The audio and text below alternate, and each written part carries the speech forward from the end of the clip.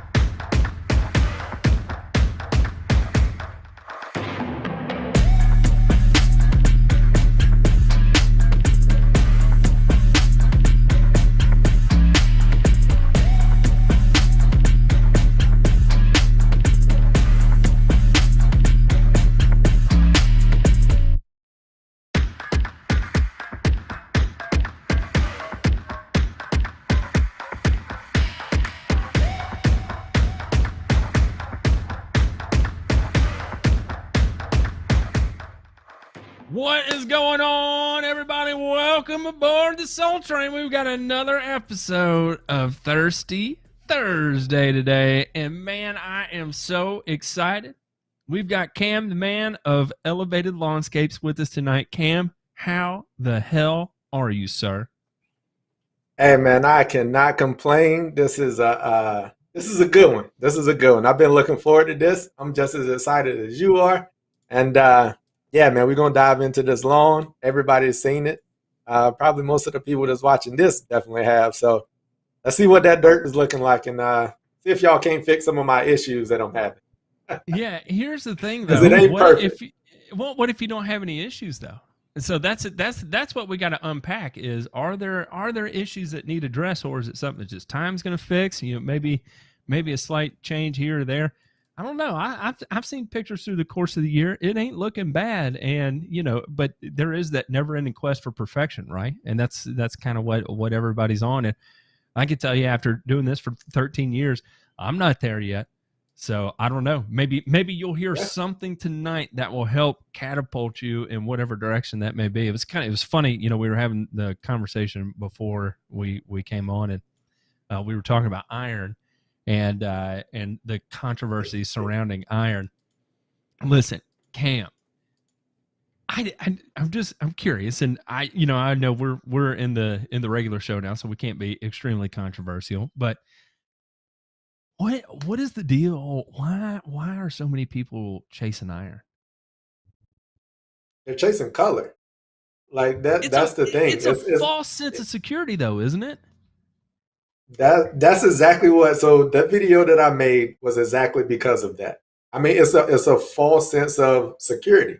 Um, so if you're not happy with your color, the way that I see it, in my opinion, if you're not happy with your color, figure out what the root cause of that is. I mean, is your pH off? I mean, iron becomes less available at higher pHs. So is your pH off?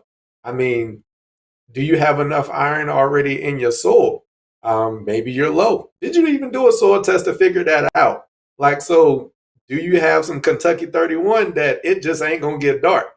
And a lot of people are chasing color. So that's the thing, man. I like to get down to the root cause of the problem. And then if a soil test tells you that you're low in iron, throw it down.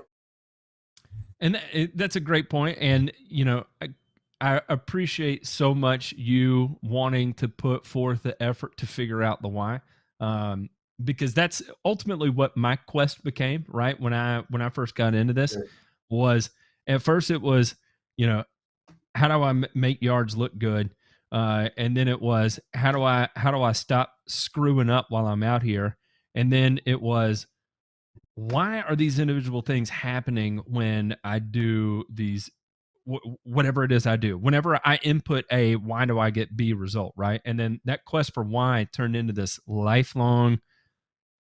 I mean, really 3 years into it is where I started asking the why question. And so, for 10 years now, I've been hammering into it and I still haven't figured it out. And so I've got a long way to go. And I'll tell you, one of the keys for me of trying to figure out the why is you build relationships, right? And so I think it's important to go ahead and introduce Mr. Ray Ito here, who has answered the question why.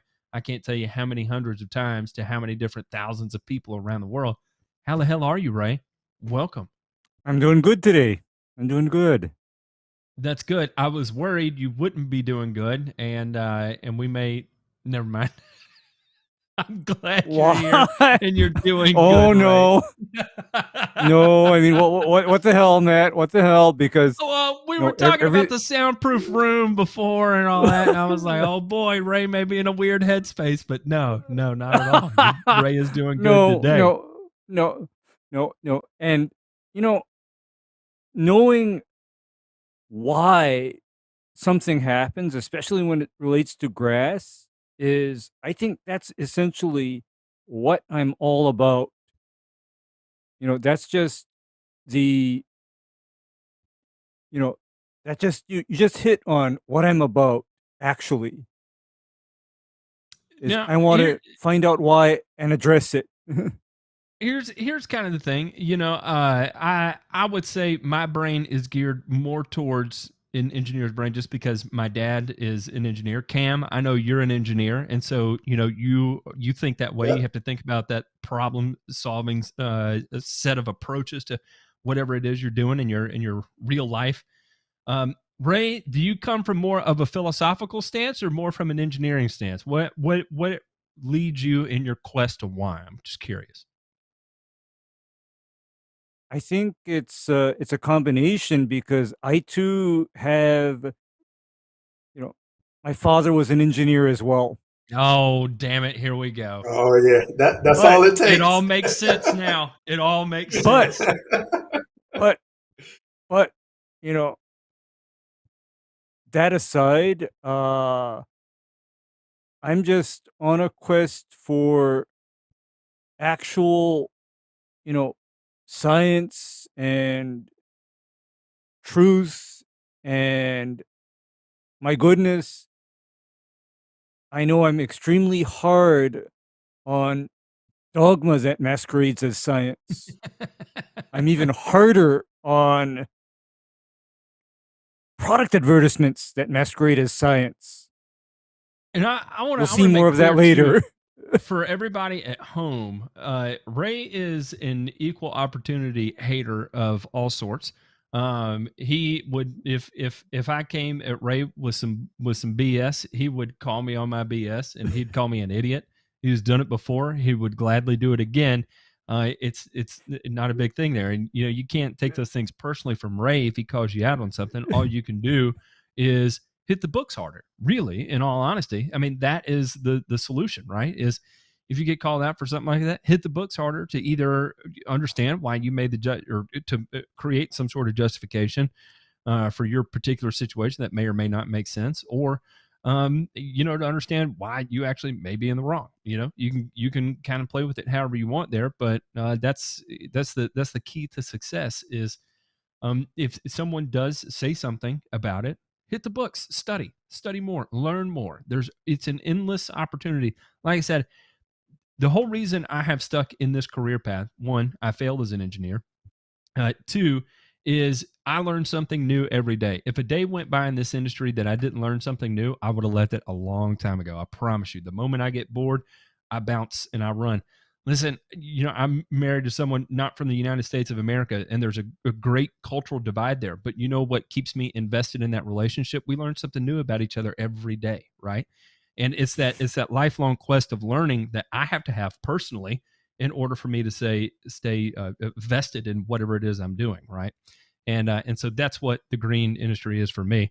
I don't know why I'm getting all weird and sentimental about that, but on the quest of why, is DeMay back yet, or is he still? Oh, We there he is. We can't leave him out. We can't leave him out. Mr. Ryan Dismay is here in the house.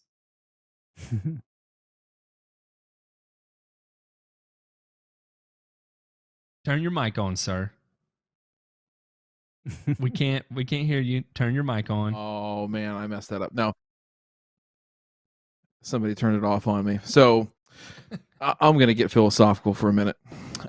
Here we go. I like to look at myself as an Apache gunship, and I like to think of my lawn as a tarmac. And you know what? When a whole bunch of things that I don't know what they're doing there show up on my tarmac, sometimes I got to go to the flight manual and figure out what to do, right? And it ain't in the ain't always in the flight manual. So that was a joke for one person and one person only. I'm gonna let that slide and keep going. It was good, Brian. It was good. That's some real inside baseball Good there. stuff. If I have ever heard inside baseball, I mean, dude, that was so far inside. You almost beamed me with it. Yeah. I'm stepping back from the plate. So anyhow, I'm stepping back. Yeah. I brushed you off.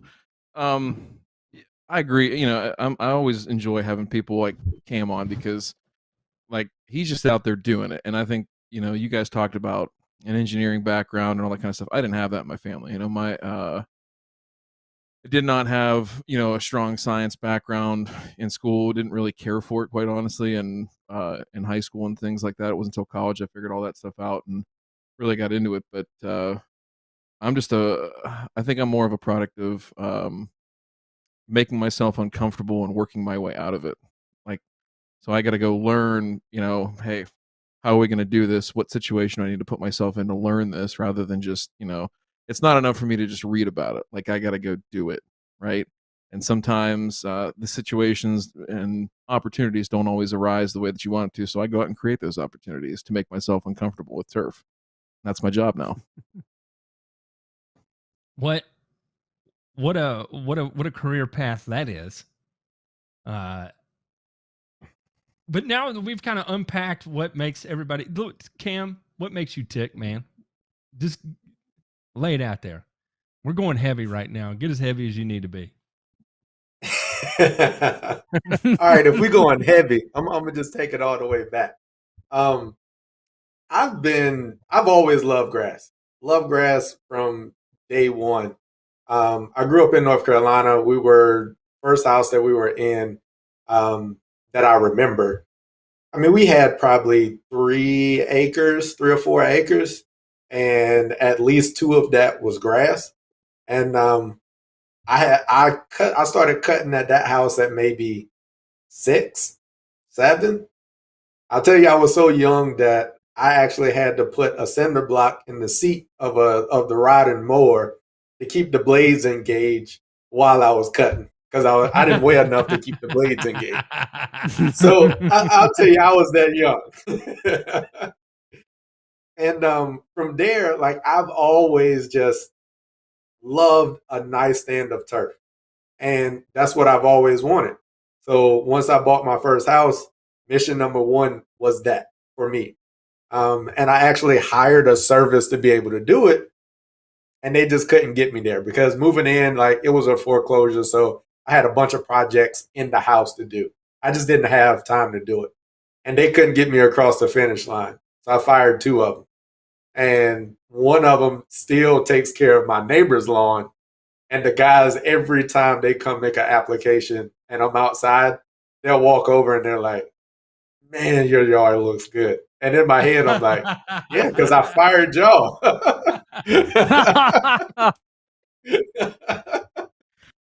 so, so at that point, like, I've been striving to do that. I've been striving, and you'll hear it in my videos. Like, if you're trying to have that immaculate lawn or garden, you gotta put some work in. And that's the other thing that I understand is it's gonna take time and it's gonna take work. And that's what I try to communicate on my channel. I try to let people know that, hey, it ain't gonna happen overnight. And there's no magic dust. You ain't gonna be able to go out there and just throw a magic product, a magic seed down, and everything's gonna be amazing. You got to do a little research. You got to do some studying and learn some things, and then over time, you can go ahead and you can get there. You can get there. Well, now let's start taking a look at these soil tests. Let's see what you're working with, and then kind of gauge and try and tie all this together somehow, some way, as gracefully as we possibly can. I guess we'll start in your front yard and we'll work our way to the back, just because that's how it's in my feed. And, looking at this right here, there's nothing that just absolutely stands out to me as being a gigantic issue. Okay. Like, at all. I look at this, I say, all right, we're teetering with critical levels of deficiency of phosphorus. We're low in sulfur. Aside from that, nothing really additionally needs to be done here that I'm looking for, right? If you need the additional sulfur, you're not low in potassium. You're right there at the edge of being sufficient. Is 120 parts per million, that's recommended on this test, going to give you any kind of competitive advantage over 91? No, because you've met the critical level of deficiency. Now, typically when I dip below 100 on potassium, that's where I make sure I'm going to start getting it back up. So that means I'm applying at the very minimum half of what I'm applying in nitrogen, right? So if I'm applying 4 pounds of N, I'm at minimum applying 2 pounds of K. So anything you do over 2 pounds of K, you're raising your potassium levels, right? So that's Okay. kind of going in the back of my head, your phosphorus levels, yes, technically they're low. Yes, you're at the critical level of deficiency, but you only need a pound per year to maintain that level.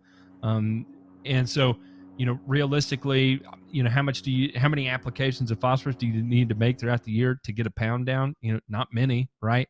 So even if you just applied it at seed season and maybe the application after seed season, you could get a year's worth of phosphorus in just a couple of applications. And it doesn't leach, right? That's kind of the beautiful thing about phosphorus, is that as long as you have coverage across your soil, you don't have to worry about it leaching. You're in Maryland. I don't want it to get into the Chesapeake Bay. That's already a hot topic, right? And so, because your soil test allows you to apply phosphorus, that's great, and you can.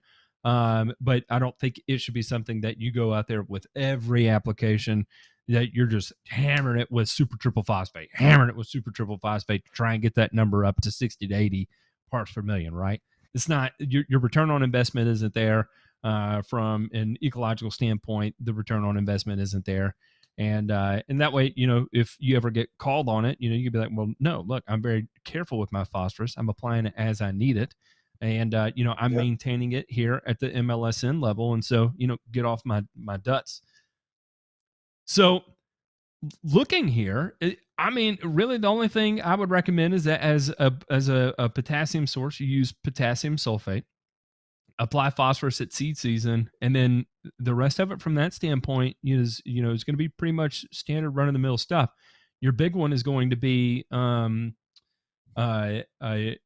because of your CECs, what we were talking about beforehand, and we'll go ahead and bring it up now.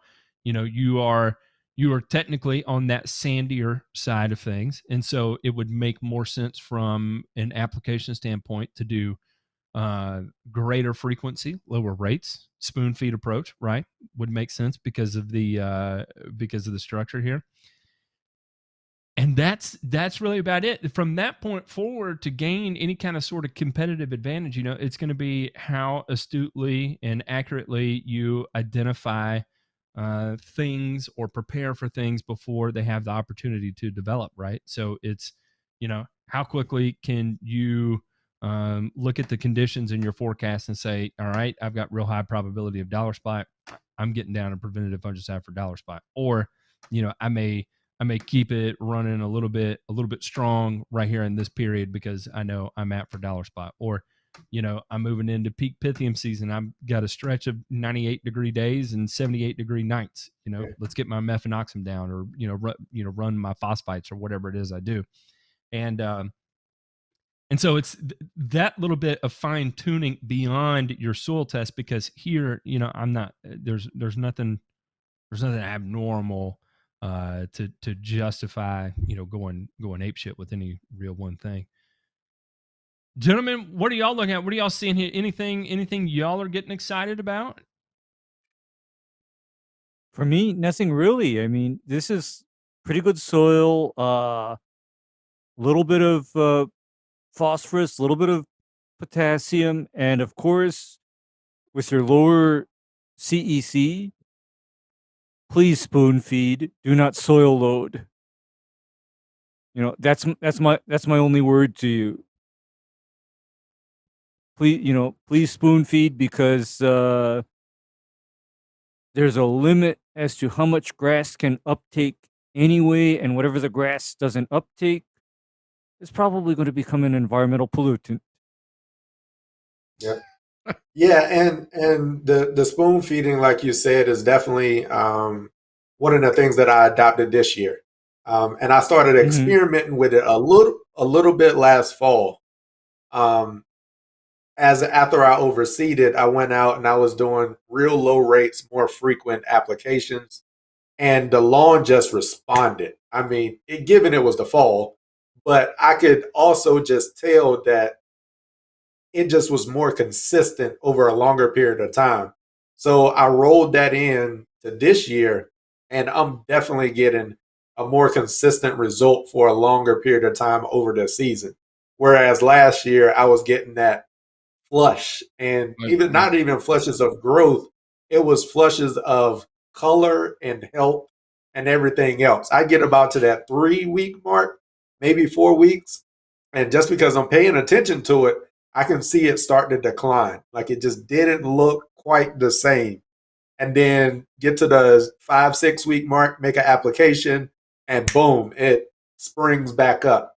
And then I started doing my research, looking into stuff, and I'm like, all right, took a look at what the CEC actually meant for my soil test over the winter, and then that just confirmed why I needed to be spoon feeding through this season, and it just worked out so much better this year. So one person in the chat mentioned your organic matter was low at a 1.4%, and I just want to clarify a couple things here. Is that low? Not necessarily. Okay, and here's what I mean. Right. So you can take the approach of, all right, I'm going to go raise my organic matter levels for whatever reason someone may believe they need to do it. Truly, the only thing you're going to be getting out of your organic matter levels going up is going to be additional free nutrient release, right? But how much material do you need to apply to get that to come up is a totally different story. And let me explain. If you applied 2,000 pounds across an acre, right, and a furrow slice, which is an acre of soil, is going to be 2 million pounds, you're going to move the needle 0.1% on your organic matter level. So that's if you apply 2,000 pounds per acre. That's a lot of material. Which is that would be 44 pounds per thousand. Yeah. So a lot.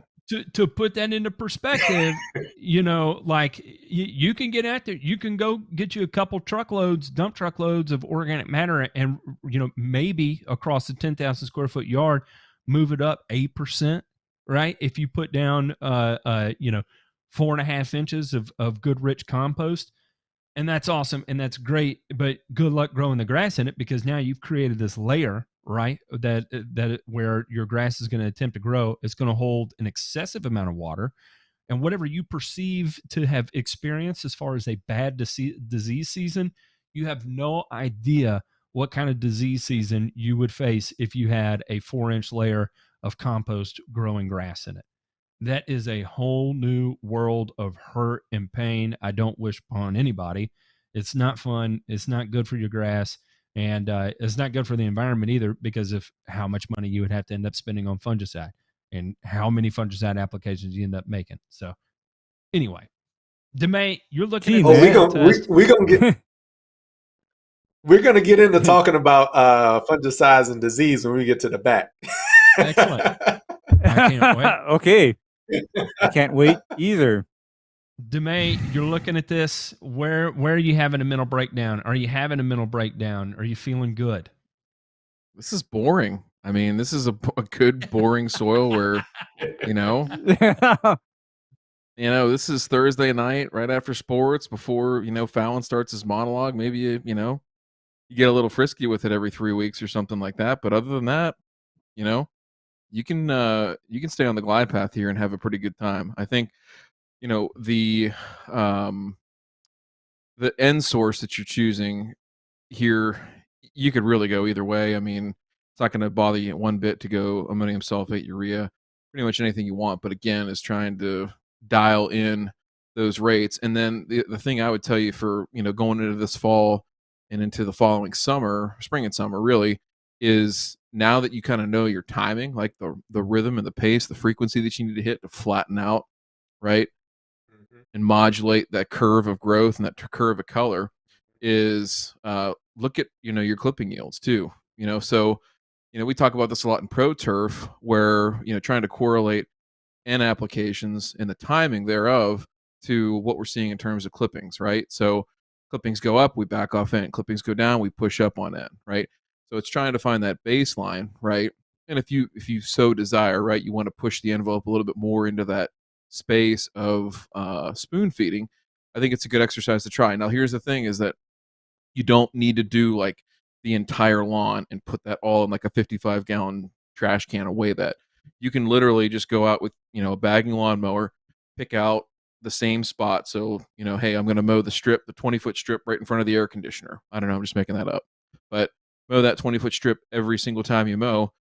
Put that into, they make a trash can that's got graduations up in liters or gallons. go ahead and take that, look at that, and figure out and plot it on a curve.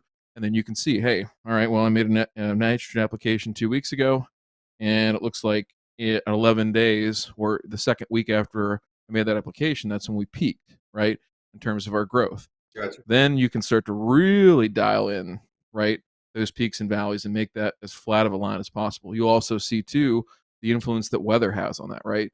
So what Matt was talking about, even in low CEC soils, you're going to see, with that 1.4%, that's a pretty good amount of free nitrogen return, right? You're going to see, I don't know, Ray, what do you think? Probably like 70 pounds of the acre, something like that, on a soil like this. I'm just guessing here Yup. off of, just raw numbers. So 70 pounds per acre, Cam, meaning that you're going to get roughly 1.5 pounds of free nitrogen release off your OM every year, right? So whatever you put down, add 1.5 pounds, and especially in your climate in the summertime, you better believe that your mineralization rates are cranking, right? Just as that pythium's firing up too. Yay. So it's all stuff that, Ray can tell you this too, especially on low CEC soil. Nitrogen management is king. Like learning how to really dial that in.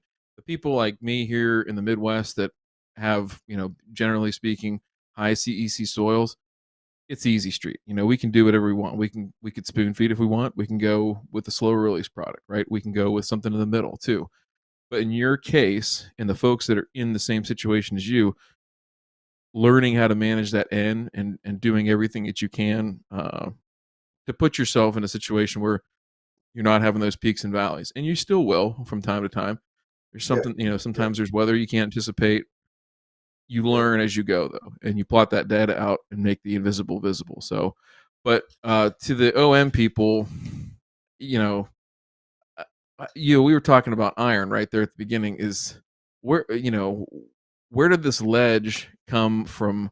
OM of people kind of going right up to the edge and feeling like they needed to jump all the way in. Does anybody know where that came from? Because I come from a world where we're trying to remove as much of that as possible. Like it's completely, It's totally the on the opposite lawn direction. care side. It is, and it's knee deep in the lawn care side too. And I don't, to kind of play into what you were talking about, nitrogen management. I think that is the piece that's overlooked that you're actually getting by managing your OM levels, into a certain range. There is, you're getting free nitrogen. It was funny. I was talking to somebody about this the other day. They were talking about how, they renovated their yard, and then for 2 years, they ran various products that were, high, organic based or organic blended types of products for a couple years, and then they took a year off and have been not applying hardly any nitrogen whatsoever, have been applying more biostimulants, and are like, hey, I'm having just the most unbelievable results right now. And so we were kind of having a real deep dive into the conversation. Well, a lot, organic matters, it's going to be a 3-year release on it. That first year, you may get out 40%, 50%. The next year, you may only get out 20, and then you'll get the balance of it on the third year. And so it makes sense that if you have run that kind of program and then you pull the plug on it, you still have all that OM that has to go through mineralization. That's free nitrogen that you're out there getting. So regardless of what you're putting out, you're still feeding the plant nitrogen because it's actually in the soil as organic matter. And that's going to go through mineralization, and that's what's providing you that. And so what my warning to him was be wary, because next year it's not going to perform as well because you will have mineralized a lot of that organic matter. And then the year after that is where you're opening yourself up for a world of hurt, because you've exhausted as much of your organic matter mineralization as you can, and you've got to start replacing those inputs from somewhere. And if you don't, you're going to be caught with your pants down, because the lawns are going to start fading so quickly that that you're way behind the 8 ball at that point. So not exactly the situation we're running into here, but just as kind of a an overall perspective Corollary, of how, yes. yeah. But it's funny that you say that, because I have not renovated my front yard. My front yard is just what was here before. I did a real good overseeding with some quality seed the last year. This is by far the best season I have ever had in my front yard, hands down. But one thing that I will say, I've only put a pound, just under a pound and a quarter of N on my front yard all season. And it's growing like wildfire. It's outgrowing like the rest of I'll have to cut the front yard before I've got to cut anything else. And I've probably only applied that pound and a quarter. My last application I think was back in early or late April. And I haven't applied anything from an end standpoint since then, all summer. And it's still been outgrowing everything else in my yard. You know, Yeah, you're talking getting that about that, pound and a half. Go ahead. exactly. We're talking about that mineralization rate of your organic matter. That's where the primary driver of that nitrogen's coming from. Yeah, the So heat, you're still getting soil it from temps. somewhere, even though you may not be applying it. It's still coming from somewhere. Yeah. And it's one of those situations too, where if you've got healthy growing turf, you're going to be not depleting. So people would say, okay, hey, like what Matt said, you're depleting that. If you're still going to apply nitrogen fertilizer, even in the spring and fall, and you've got healthy turf, like it's going to continue to produce organic matter that goes down in there, right? So not thatch, but the couple things I wanted to add to this real quick and ask Ray to tee up here for the audience. So, you know, the application of compost over turf sites is well documented, well studied, right? And there is a point of diminishing returns that comes, you know, very quickly if you're very aggressive with it, right? So Ray, can you just talk about number one, muck soils, right? And what can happen when we over apply, right? In the hopes of, you know, changing this one particular number that quite honestly isn't as important as people make it out to be, number one. And number two, the you know, the mineralization and everything that we're talking about the nitrogen cycle, but just tell folks in lay terms about the carbon to nitrogen ratio and why that's so important when we start to try and balance these two things up between compost or organic matter applications and then nitrogenous fertilizer applications. Okay. High carbon materials generally need a certain amount of nitrogen in order to mineralize themselves, or what will happen is organic matter will actually take nitrogen out of the soil, and when that happens, plants will actually have a hard time growing. And that is why, for example, everybody, what is the favorite mulch to use to retard weed growth in landscaped areas? Undecomposed wood chips or sawdust. Why does that work? It is probably because that organic matter, without the nitrogen to go with it, then takes the nitrogen out of the upper layer of soil. And as a result, that's a very inhospitable environment for a lot of weeds to grow. And Ryan, you brought up muck soils. I frequently run into muck-like soils because the convention in my area is to do this. Take 50% high clay soil, combine that with partially decomposed and finely shredded or ground organic matter, and then proceed to plant turf grass and ornamentals into that media. My goodness. And what happens when they do that, Ray? What is the result of that turf growing in that kind of soil? Welcome to Piscium and Large Patch. If you can even get and that's all I'm going to say. Yeah. Welcome to Piscium and Large Patch. Welcome to certain weeds that tend to enjoy having a lot of excess moisture, like nutsedge.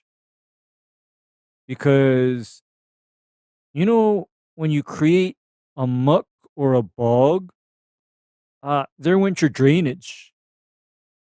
Okay, there went your soil drainage, because ideally you should have soil or soil media where you have some measure of control over the water, where if you do irrigation or else if it rains, you can count on that soil drying out in a timely manner and not just be wet after one rain or one irrigation event for days on end. Because when it's wet for days on end, that is not a good time at all. You're not going to have fun maintaining or managing your turf at all. No, And not to say that Cam, this is Cam's lawn, but I was gonna say it never rains in the Mid-Atlantic, right? Yeah, no, it never rains. And then Yeah, it it immediately doesn't turns rain. to 98 degrees. Yeah, it never rains. Oh, man. so It have is the you armpit. ever cut down a tree and not ground out, or had the stump ground out and not gotten all the wood chips out before you laid soil all over it and then try to grow grass in that spot? I've Anybody never else? I hate those experienced that people. one. I hate those The people. grass dies for 3 years. It's a unwritten rule somewhere out in space that the grass is going to die 3 years in a row. I promise it's written somewhere out Wait. there on a damn asteroid or something. I thought that was Zoysia. No, Get out of here. that's any grass. That is not Zoysia. Any Zoysia any will power grass. straight through that. Yeah, that's Trigger actually any alert. grass that's So, going to have a bad so time. Matt, I'm gonna test that theory. Because my neighbor just cut down 2 trees. They just cut down 2 trees, and they've got a ton of wood chips still laying on the ground. And I guarantee you, the lawn care company that I fired is gonna irrigate and seed right over top of it. Guarantee it. Yes. Man, that's you need Watch to go what tell them, happens hey, next summer. if this works out right, guys, your grass will be dead for 3 years. Can you wait and see if it's This is my science fair experiment. I really need you to help me out. I got the whole 3-part folding poster board and everything, and this is going to be a picture from each year that this spot was dead because this lawn care company sucks and I fired him 3 years ago. But that's irrelevant, right? Well, 1-star Yelp though, review. 1-star Yelp review. You'll see weird. I promise. This is purely empirical here, but I could swear increased grub pressure in that area. I mean, like really high concentrations of grubs in those areas. I felt like I would come across. It could just be the ones I experienced, but and I could totally be just making it Matt, up. But I promise I you're not experienced that. You're not making it up. You're not Okay. making it up, because I forgot to mention the other thing that I get as a result of that, high organic matter, quote unquote, enriched soil, is I get grubs and even termites just chomping away at the ornamentals and turf grass. And it's just, and you know what really pisses me off about that whole scenario is that people are told to use this kind of soil. It's the best thing in the world because this is going to reduce your chemical use. Can somebody please tell me how it reduces chemical use when you've invited diseases, you've invited grubs, and you've invited termites? I've never heard that. Is that for real? Somebody said that? Bennett? No, that is how the high organic matter thing is sold. I've heard it. You've heard it, Cam? You heard that? I've heard it before. Yeah. Well, that is where at some point you want to reduce chemical use, bring me the bulldozer followed by the truckloads of sand, and then I'll cut down your chemical use. Promise. Because we're going to scrape off all of this organic matter contaminated media, push it back up to the mountains, and replace it all with sand. Don't worry about the carbon footprint of that D6 and all those triaxle dump trucks. That's irrelevant. And it composts, right? It'll compost, and once it starts Yes. composting, it's going to operate at 160 F, and it'll be hot. And I don't know if you've ever exposed turf grass to between 130 and 160 degrees Fahrenheit in the middle of the summer, but it does not like that. And so that also is going to contribute to the rate of death you see over that 3-year period. Sometimes it takes longer. I've seen that happen too. So, and Okay. a lot of times from a lawn care perspective, I'll tell you what I used to think the appropriate action was to fertilize it more aggressively. And that just is like putting gasoline on the composting fire, right? And so add it more into it, composts even hotter. Yeah. And it dies that much faster.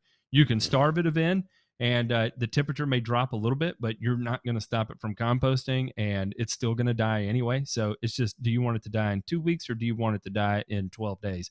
Kind of pick your poison there. So I don't know, it's a Matt. weird thing. Organic matter is a weird thing, and there's a ton of information out there about it, but so much of the information that's out there about it is that there's only a positive to it, right? If you just did organic, and there's way more complexity that goes along with it, especially when you're talking about managing high-end turf, fine turf versus a yard that it's good enough. You know what I mean? Like if you got a yard that it's good enough, then all right, you got one spot that dies in the front yard where you had a cherry tree cut down 2 years ago. It's all right, that kind of sort of thing. But if you're chasing what you're chasing, Cam, and you want to understand the why, that's when unpacking the story of organic matter goes a little bit further.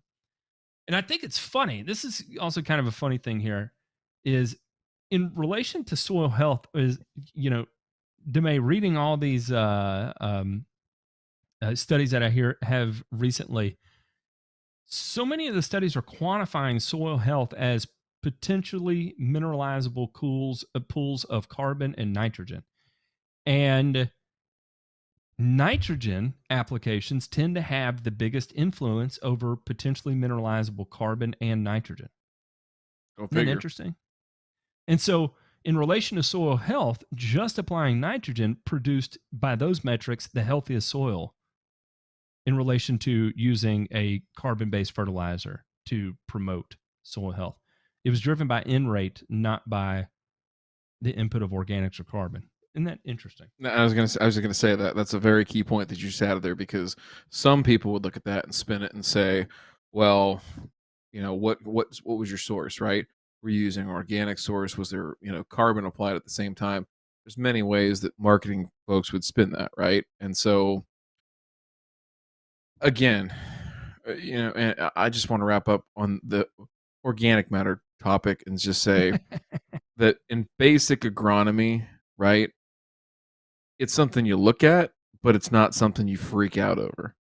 I mean, the only time I would freak out over an organic matter content would be if I had a sand-based system, right? Sand-based root zone, true sand-based root zone, and I was north of like 3.5, because then I'm going to slow down filtration rates. I'm going to have major issues on my surface from a drainage perspective and from a playability perspective. Now, that's not the same as a lawn. I understand that, but I'm again, don't know everything. I'll give the same grass factor help desk disclaimer as I don't know everything. I'm not a wizard, but there is one on the internet if you want to go find him. What I will say there, yes, what I will say though is that just stick to basic agronomy and things will be fine, because it's nothing to freak out over. Like I don't know. It's a marketing tactic. It's a marketing ploy. It's plain and simple. I don't know, Ray, anything else you have to add? Okay.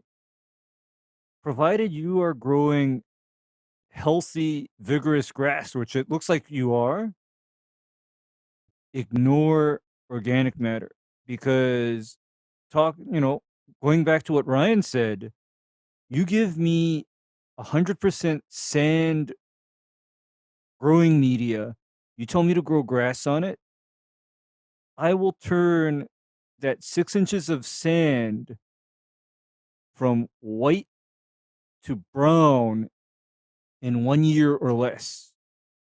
And you know how I'm going to do it? Humic acid. I'm going to do it. No, I'm going to do it by just growing grass, Growing taking grass care on of it. taking care of basic agronomy, NPK plus micronutrients. I mean, that's as simple as you can get. NPK plus micronutrients, right amount, right source, right rate, and right times. Ryan and I are actually going to harp on this a lot from here on out. Get your agronomy Cam, right. So that Yeah, go ahead, Cam. that was one of the things that I wanted to point out. And as I've been learning and doing more of my research, is growing grass will change your soil. There's just, Oh yeah. if you've got clay soil, if you've got sandy soil, whatever the case may be, once you start to get grass growing in it, the root cycling, everything else that happens, things are going to die off, roots are going to die. That now is going to increase your organic matter, whatever the case may be.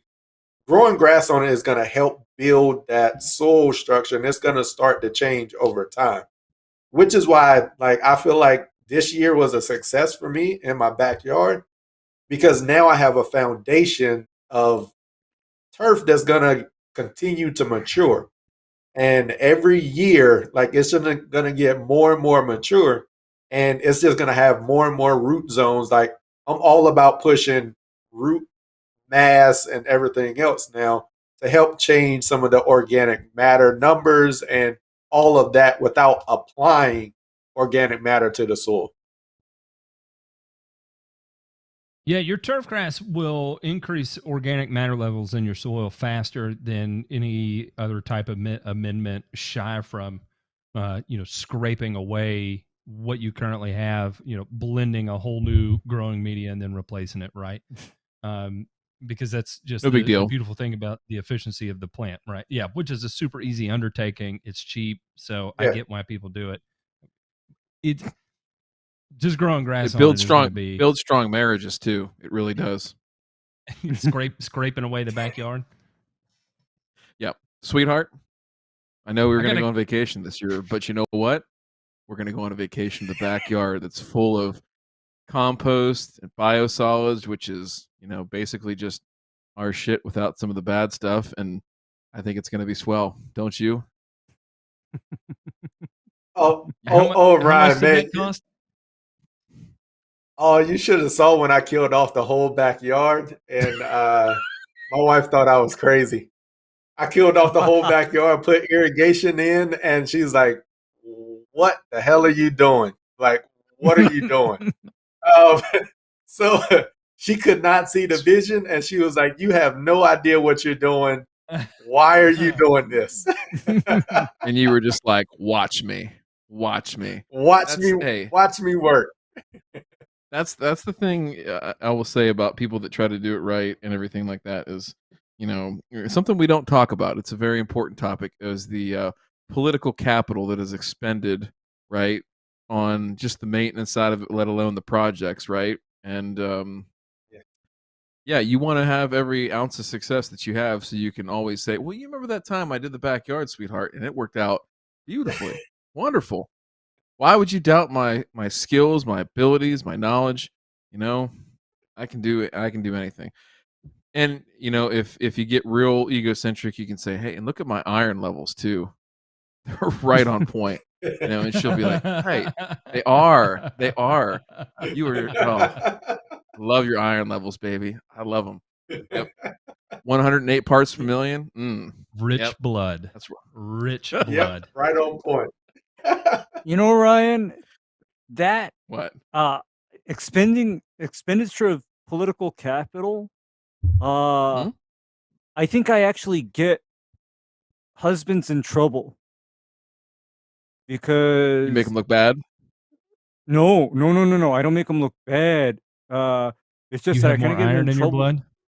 No, I get him in trouble because the wife looks at the lawn after I'm done with it, and she's looking at her other half, and I hear it all the time.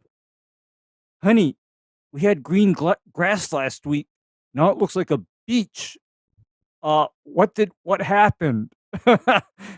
And I You have to just step in and say, wait, hang on, because this is going to grow back. And when yeah. it grows back, it's going to look like a golf course. So, don't kill him yet. Don't kill him yet. Right. You got to tell her about your iron levels too, and let her know that you can get that from eating red meat or pink meat. So don't worry about it. It's all good. Hmm. Let's look at the backyard. The backyard has one distinct figure that stands out to me. Everything else looks, pretty much the same. pH is a little high. I mean, really, the only thing I would do with that is make sure you're using ammonium sulfate as your in source. But look at our phosphorus level here. A little bit different. Yeah, jacked. Yeah. A little bit up there. But Yeah, I won't panic about this. I'm not panicking. Yeah. You know what I would tell Bag- you to do, though, is don't need to put phosphorus. Simple. Save your money. Bag it. And those two things, Ray and Ryan, those are two things that I've been doing all of this year in the backyard. Everything has been zero phosphorus, and I've been bagging the entire season in the backyard. Yeah. Was there anything done between the front yard and the backyard? I'm just looking at that organic matter. Like, were you doing like mail organite or something back there just to get the phosphorus so high and maybe organic matter so high? Just curious. I mean, Yep. What did you bring in? what would you attribute that to? So the backyard was top dressed with kind of like a compost like material. It was a garden soil. Okay. Yep. So at that that's point, that is where I realized, I was like, as soon as I took this soil test and compared it to the front yard, and I was like, boom, there's the difference. Mm-hmm. I like it. Mm-hmm. Well, and it's also good sampling and good, again, people. I think for the most part they do understand how to take soil samples in the sense of if your maintenance practices have been different, if construction methods have been different, whatever. If you're trying to really decipher down and figure out what's going on, then you've really got to break those tests down. And I like the way that you've done that. Here it gives us a lot to work with and pick out different nuances. If you had just had, yeah, hell yeah. If you had just a hodgepodge of samples from the front and the backyard, we wouldn't know anything different. We'd probably be like, yep, man, phosphorus looks pretty good. Go ahead and roll. We probably would have said N only, right? And you'd been wasting money up here. So, and Matt can tell you, phosphorus prices, man, you want to get on some futures contracts right now, make some money, go for it. Get over there to the CBOT, Chicago Board of Trade, get yourself some phosphorus futures right now. Yeah, and when it's kind of that difference between buying for your property and then buying for 100 properties and 1,000 properties and 5,000 properties is it becomes more imperative. But I think specifically for you and where you're at, so close to the Chesapeake too, and all eyes on you kind of sort of thing. That's an easy, it feeds into the narrative, and it's an easy thing to show that, look, I've got a soil test that shows this, and this is why I don't apply phosphorus. And immediately that lends you so much credibility, from my perspective, from outside perspective, from university perspective. I mean, that's the appropriate step to take, and you took it, and kudos to you. and doing something about it, adjusting your management strategies to be proactive about that is, I mean, that's all anybody asks for. And the fact that you took the time to learn that and then execute on it is, I mean, that's so top notch that, I respect the absolute holy hell out of that. I appreciate it. And that's just one of the things that I try to do. For one, continue to learn. Like, I don't have all the answers. I don't have answers. Well, one thing that I can say is if I don't, I'm gonna do my damnedest to try to go figure out what the answer is and the right way to go do it. Um, and the other thing is soil testing. I mean, soil testing is just, you gotta know what's in the soil. And like my YouTube channel, I preach it. Anybody that I talk to, I preach it. It can save you time, money, and the environment. Like, so at the same time, like why would you not get a soil test that your local extension office can do for $10, whatever that may be, or you can go get another test from one of the big labs. I use Spectrum Analytics. Okay, maybe it'll cost you. I mean, I think it cost me like 15 or $19 to do it, but that's a small investment to the amount of information that you can get to help improve your lawn and to also get the results that you're looking for and save some money. Like, I think it's just a small investment, small task to do to get so much more out of it. Yeah, I have high praise for you. I just have such high praise for you because in my business, my practice, soil testing is standard. And Yeah. unlike my competition, I don't make a big deal out of it. I mean, my competition does this to their customers. They say, "Oh, we don't know what's going on with your lawn and your landscape, so we're going to draw a soil test and we're going to charge you for it." They make such a big deal about it, and I tell people, "Look, I'm going to pull this soil test so that I know what's happening. I'm not guessing. I'm not chasing my tail, and you get the results that you're looking for the first time, every time." Because, in other words, I don't want to be like the lawn guys you bounced because they weren't delivering the results.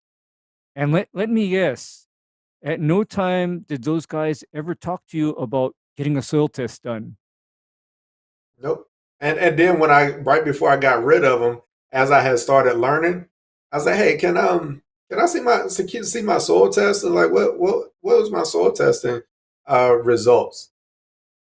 Couldn't provide They it. didn't have them. They didn't have them because And they I didn't know do that. it. Yeah. Oh Yeah. God. Oh God. Oh my God. Matt, how many of those True Green programs were based on a soil test, right? We might want to change the subject there.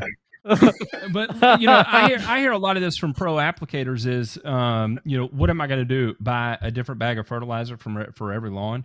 And that's not how you implement a lawn care company at scale, right? Is by testing every company and making such a minute adjustment that you've got 344 SKUs of products that you get guys going out with every day. But what you can do is measure based on a particular neighborhood, or test on a particular neighborhood. You can test on a particular route. You can test on a particular quadrant of the city. You can test on every 2 routes, or however you want to do it, and then apply some averages, and you'll notice trends in certain areas of your city or certain neighborhoods, and then you can make adjustments based off that data. The more data sets you have, the more hyper specific you can be. But it doesn't have to be so dialed in that, oh man, I've got one for every customer.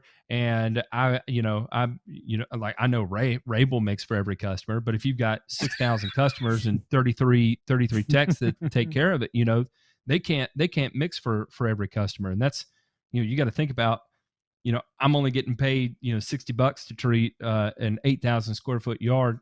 I don't have the budget to be able to do a custom product for every yard that I'm on, kind of sort of thing. But if you if you at least collect some data sets across an area and then convert that into averages, you may see, look, I'm all the way off the chart on potassium right here. Why the hell am I spending all this money on Yeah. potassium? I'm already at 300 parts per million. There's no reason for me to be spending any money on it. Let's save the money and we can just run urea or whatever the case may be. Yeah, and I was gonna say that's where I think the easiest thing to do, if you really want to make this easy, right? From a blending standpoint and from a product standpoint, I'd have a 1-to-1 N to K. I'd have an N only, so whatever your soil type is. So if you need to have ammonium sulfate, if you're alkaline, or if you need to have urea, if you're acidic, either way, right? And then the last one would be a 1-1-1. If you have those 3 SKUs in your system, you could make a lot of good things happen. Like a lot of good things happen, and just base it off of that. So That's a you're good. going to mix and match. That's a good strategy, Ryan. You just okay. build your program off that. So go ahead, Ray. Yeah, because I mix for each customer, but then it's based on, Ryan said it again, 1-1-1, then 2-1-2, then 1-0-1, and then I have a wild card in there that is calcium and magnesium nitrate based. And that is a special situation where I'm working on soil that is known to be calcium and magnesium deficient, and that is the limiting factor in turf growth. So, but I don't just randomly load up 1-1-1 and do every single lawn. No, because what'll happen is if 1-1-1 is, say, put on a calcium and a magnesium deficient lawn, I'm going to put down that 1-1-1 and get nothing and be made to look very stupid very fast. So I just want to but get on then that I don't know. program more. Yeah, and Oh my God. that is where, if I don't have the soil test, I won't know which one of those base formulas is even needed on that site. I'll have no idea. I'm just guessing. Yeah. And I'm not a good guesser and I'm not a good gambler. So there. You can't like rub the dirt between your hands and Taste it. yeah. Yeah, no, yeah, taste it. That seems like it's high in magnesium, so I think we're going to apply some lime and knock that magnesium off. Make some room in that soil For colloid. some hydrogen. Make some some room for yeah. some hydrogen. We're going to knock out some walls here, boys. We're going to do a little bit of remodeling, and we're going to put a nice little love seat in here by the fireplace for that calcium. That's right. What As a matter are we of doing? fact, J-Paint, if you could pull up his backyard here, let's spend the next 30 minutes or so balancing these cations into perfect ratios. How does that sound? Somewhere Albrecht's spirit has been exercised right there. He's like, oh boy, they're talking about my stuff. Oh, this is great. 68% 13 calcium. to 2, something to something or another. Yeah. Right. Hey there, Sonny Jim, you got a little too much calcium there. It's at 20.9. What do you think we ought to do about that? So for people that are listening to this and have no idea what the hell we're talking about. Yeah, we're off in the deep end here. This is some Way real out inside there. baseball. Yeah. It's not inside baseball, but yeah, it's not. It's not. A little bit. There is a methodology of interpreting soil tests and managing soil tilth by a method called the base cation saturation ratio, BCSR, and it was developed by this guy Albrecht, and it's this idea that if you achieve this magic ratio of cal to magnesium to potassium and hydrogen, that you hit this bizarre equilibrium of the perfect soil structure. And it's been vetted in turf, it's been vetted in agriculture, and it doesn't.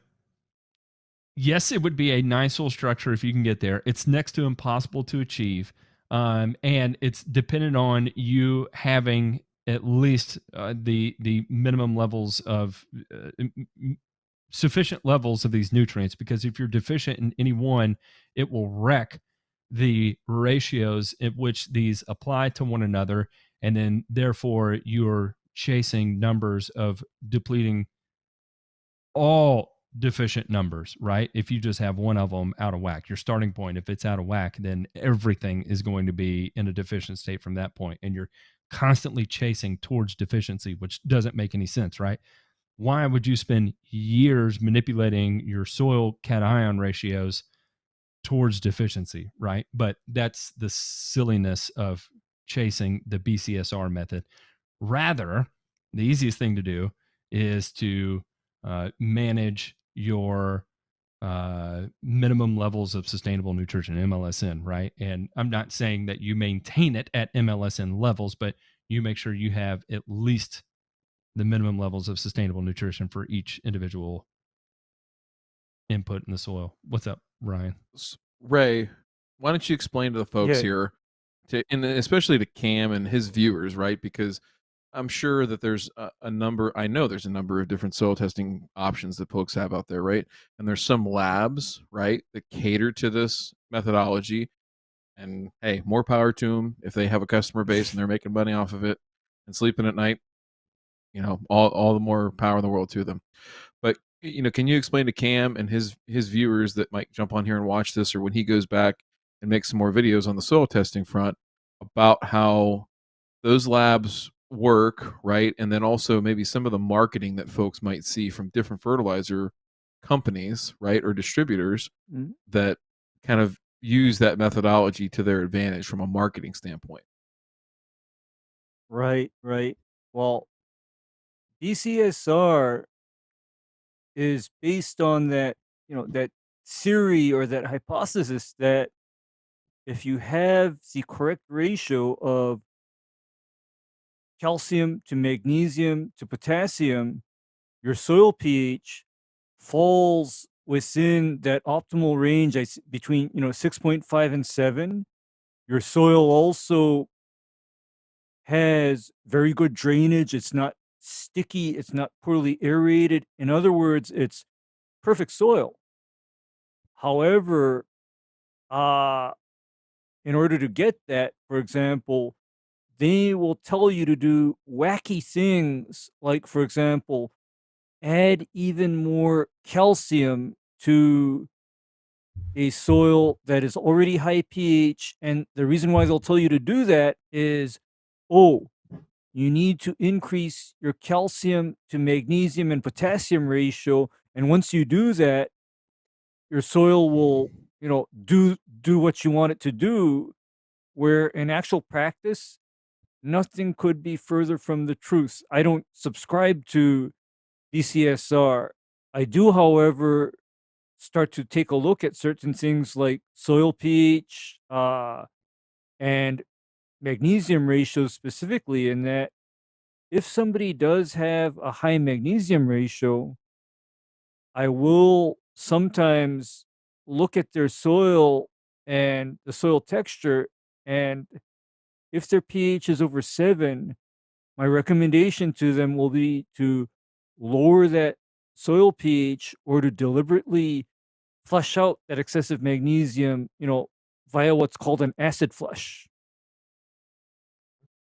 And the acid flushing products, however, are not proprietary. They're not sold by any, company that is affiliated with these labs that, you know, practice this BCSR, soil management methodology. In fact, full disclosure, I am not affiliated with any fertilizer or agronomic product company at all.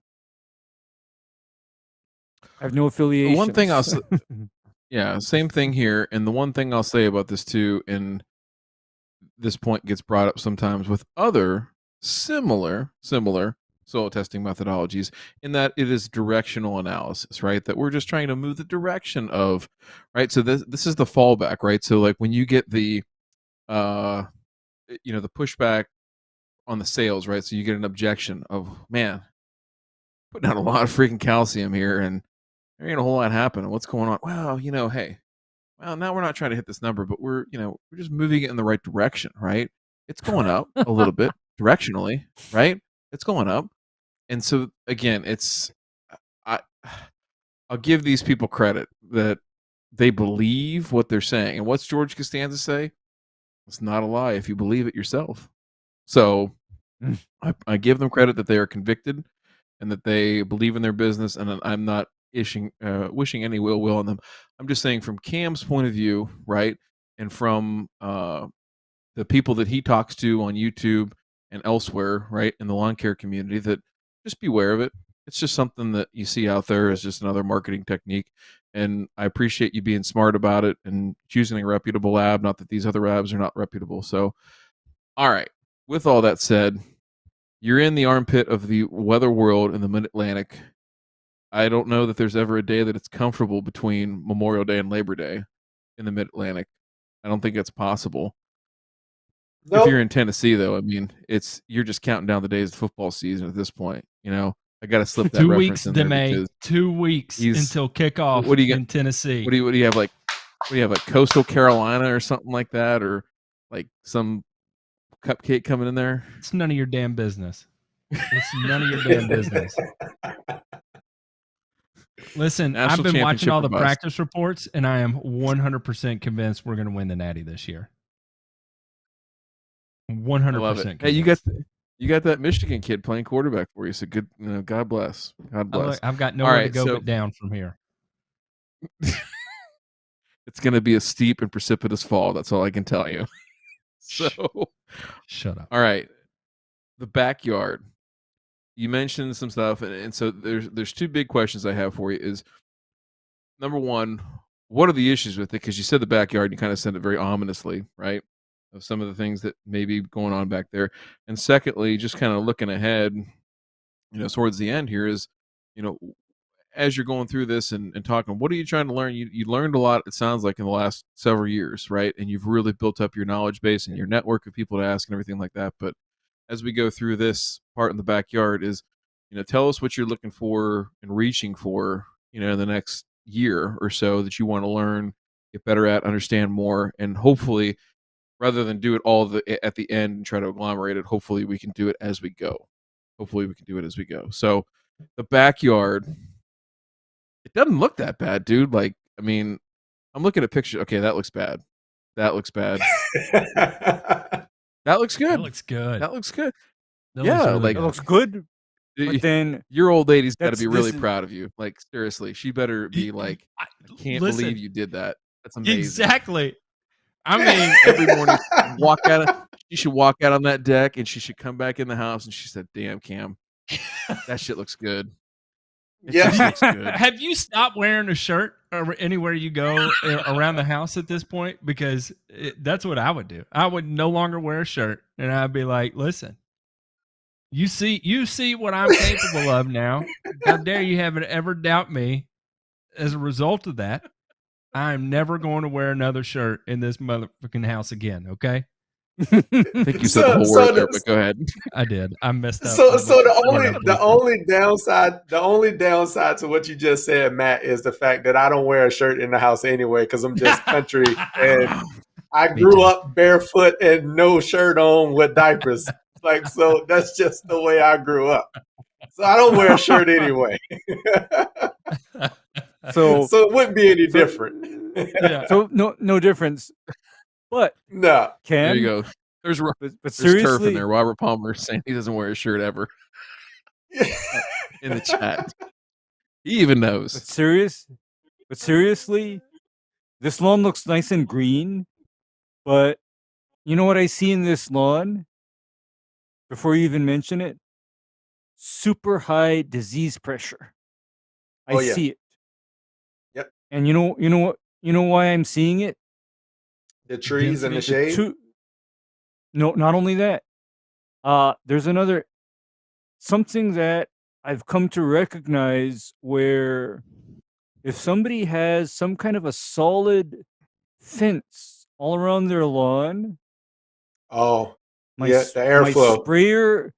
sprayer and my fungicides are like on, basically DEFCON 5 at all times DEFCON 1? because Wait, yeah, I have a well, 1.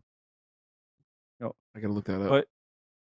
but anyway, because of that lack of airflow, all it Mhm, takes is a little rain. All it takes is a humid mhm, day, and we're off to the races. mhm. And that too, you know what else makes that even more troubling? The organic matter that you put in to the soil. I don't know if Because he now did you you have a do that or was that somebody else? I mean, we're gonna blame you, obviously, if you did, but yeah, but then the organic matter that is in the soil is not your friend, because I remember dealing with a walled-in lawn that had tons of organic matter put down during establishment, and then icing on the cake was the landscaper then top dressed the lawn with another half-inch worth of organic matter in October. And my disease season is literally from October till May, where I'm at. I think there's a cottage industry in the Honolulu area of landscapers that just conspire to make Ray crazy. That's what I think. It's a communist plot to overthrow Ray and the lawn to government So, make in me, Honolulu. yeah, I'm convinced yeah, of it. what, to make me to totally lose my mind and end up locked away in the secure facility here. Yeah, I can see that. so Ray, I completely agree with you. Um, I will be honest and I'll be 100% transparent. I ordered way too much damn topsoil when I did the top dressing. I only wanted to do a couple little spots, and it ended up being a full top dress. And I've heard on the show y'all have talked about the engineers have misapplied applications and stuff more than anybody else. I haven't miscalculated an application, but I did miscalculate how much soil I needed. Oh boy. But So what I Okay. will say, like, so Ray, I agree. Like, so disease pressure. I told you we were going to talk about fungus. We was going to talk about disease pressure. Those are mhm. definitely some things that I battle, and those some things that I fight with. Um, so that first the picture that everybody was like, oh man, that looks good with the cross pattern. So that was last year. That was after this one. So this was after my initial renovation. Came in looking great, tall fescue. I mean, looked On point. amazing as Yeah. you can see. But it was also being cut at about 4 1/4 tall. So that was Ray, my cover your issue. ears. That You was must, my Ray. Oh, issue. it's That was one okay. of my issues that I learned. I went back and I learned over the season. I implemented some new cultural practices to address that. But what you will see, the one picture where everything looks kind of terrible, that was from disease pressure. So I ended up getting Pythium about the middle of June. Yes, this one. That is the same lawn. That's probably 2 to 3 weeks later. Holy shit. Same lawn, probably 3 weeks later. Lord, Lord. That So is some what major happened Pythium. is, yeah. So Did you what put your happened shirt is, back on when that happened? You got to put your shirt I, back on then. I Like a almost moved. sweatshirt I or almost moved. I uh, almost moved out the house and went to stay with somebody else. That's what happened. Oh no. that's the kind of yeah, you come home to that one and your shit's in the driveway already. She already put it out there for you. Like that's tough. Yeah, That's tough. yeah. So Man. I was, So what did you I do? was, I was crushed. I mean, I I would didn't be, even want yeah, to look that's at the awful. yard. I didn't want to. I didn't want to do anything. But what I knew is I had to figure it out. I had to dig deeper into the books and I had to figure it out. And that's what I did. I love it. So I dug in, I started taking samples. I started doing more and more research and I figured out that it was Pythium. And I went and got some Ephonoxum and just at least got it down to see what it was going to do if it would stop it. And it was able to at least stop it from spreading. And at that point, I was like, okay, boom, I've identified what the issue is. I know now that next year I need to have a game plan because I have the potential for getting Pythium.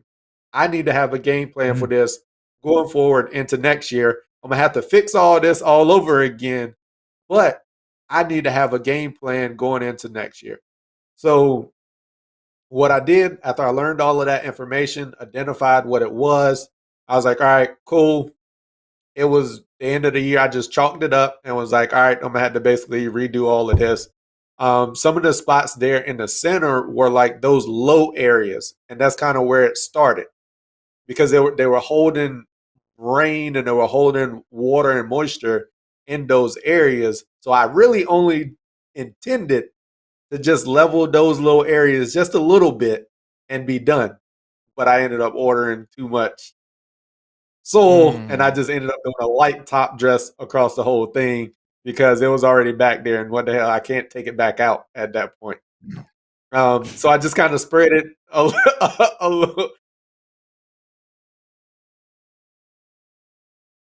So from this point, you basically had to start over again. How long ago was this? This was last fall. It looked like this last fall going into overseeding last fall. This was 2020. Okay. So then what did you do differently this year to keep that from happening again? I paid attention to the grass factor and I sent in my soil test and we talked about phosphites. So one of the things that I did pick up from y'all, I think Ryan and Matt both brought it up when y'all looked at my soil test previously, was it was like, oh, you mentioned Pythium. I'd be going down with phosphites on a regular basis, at least on a 14-day interval. And I have a preventative, like as soon as disease pressure is high, I'd have a preventative going down at a very frequent rate. So I took that information. I was like, cool, I'm going to go figure out what phosphites are because I had zero idea what phosphites were. So I did the good old trust but verify, and then I started digging into phosphites. I love it. And at that point, I started learning that they're SAR elicitors, and they basically just make sure that they increase the immune system on the plants, kind of engage that defense system on the plant. So I'm like, all right, okay, there might be a little truth here, and read some more articles and stuff about it, and it was particularly good for Pythium type diseases. I was like, I can't go wrong with it. I mean, I know I had Pythium last year, so going down with it, I can't go wrong. And then I also identified the methanoxam would actually work. So at that point in time, now I've got my preventative fungicide to go down with, and I've got a little extra booster with the phosphites. So I'm like, all right, boom, I'm going down with them on a 14-day interval, and we're going to make it happen. And I also lowered my height of cut. So I took my height of cut this year. I've been maintaining it at 3 inches all year in the back. That's a damn fine plan. Okay. Looks like it All worked. of it. I love it. Yeah. Yeah. It worked. I mean, that's exactly what's supposed to happen. And it did. Shirts back off. And you love to see it. Yep, Yeah. shirts back off, walking through barefoot. How do you like me now? So, I think this is a good example though of, Ray, talk real quick about the disease triangle. What is the disease triangle? What are the elements that we need to have right with that so that folks understand? And you're gonna have to picture a Okay. triangle because, well, let me see if J Pink can pull up a picture of it here real quick. I'll send him one. Go ahead and talk. Send in one, but then your disease triangle involves one, susceptible host, which would be the grass, two, desirable environmental conditions, some of which may be influenced by your cultural practices, and lastly, you need to have the pathogen. So when you have all three of those meeting up and forming the triangle, then you have the perfect storm. And you can see what you see. But for a lot of people, when they start to really dive into their cultural practices, then they're in effect modifying the conditions that provide a favorable environment. And that's why, for example, when you mentioned mowing lower, uh, I'm personally a fan of mowing lower because mowing lower helps the grass dry out sooner. And like in my area, optimal height for most grasses is literally below an inch. Because if the grass doesn't dry out quickly during the wet part of the year, you may not have a lawn. So, you do that. And you mentioned something about your nitrogen rates as well. You said you went a little bit lower for your spring nitrogen, and that helps too, in that Yeah. if you make your grass grow too thick, too full, too much, then that then creates that environment where your grass doesn't stay dry because a lot of people, they always push to have their grass, oh, I want my grass thick, I want my grass Yeah. green. On the other hand, you've heard me say it where no, good words for me when I'm talking about grass is short and thin, and that's and, and, specifically and and Ray, There's I've something. I've learned that from experience. Like I've definitely learned that mm, from experience. Like I am not a fan. Like I love my lawn to be thick. I agree. I everybody loves a thick lawn. I'm gonna be honest. I'm dethatching, but I'm thinning it out. It's a little too thick for me in the back, to be honest, because of the mm-hmm, environmental conditions that I have. Um, right, yeah, I'm actually going to thin it out a little bit, and I want mm-hmm, to get some different cultivars in there that I've seen personally perform a little better. mm-hmm, So I'm gonna go with a very light overseeding, but overall, I think it's going to thin it out more than it is with the thickness that I'm gonna add with the new seed. Um, and people ask me all the time. They was like, Cam, how do I get my lawn thick? How do I get my? I just need to add some more seed. And I was just talking to somebody today about that. I was like, be careful what you wish for, because seeding and getting it too thick, now you've got a whole different problem that you really can't fix. It's going to be the survival of the fittest. It's going to die off. Like it's going to, you're going to have a lot more dieback at that point in time. So, what did you really accomplish by making it thicker? mm-hmm. And Well, I I guess think there's all. you've learned from the Pythium monster. You've learned from the I Pythium monster, I guess. I did. And I think there's something to be said for that in terms of choosing your mowing height correctly, right? And some of the cultural practices that we see, like we see people, with the Sunjoe Thatcher just going bonkers, right? And typically what we've seen so far this year has been at very, very, very inopportune times, like Right. incredibly Yes. inopportune Yeah. times. Yeah. You are on the right track of fall being the right time to do Yeah. that, where you can gain some recovery in your existing turf, right? Thin out, open up the canopy so that you can overseed into that existing turf.